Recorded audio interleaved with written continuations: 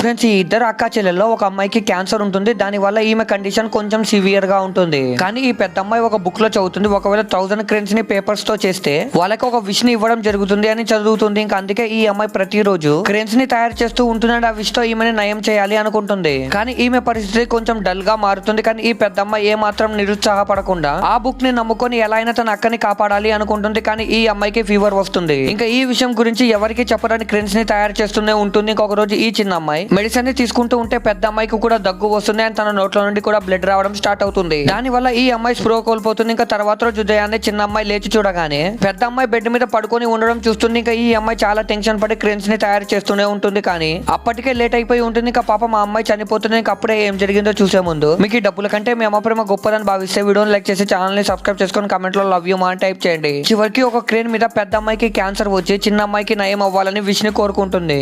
And అది చూసి ఈ చిన్న అమ్మాయి బోరున ఏడుస్తుంది.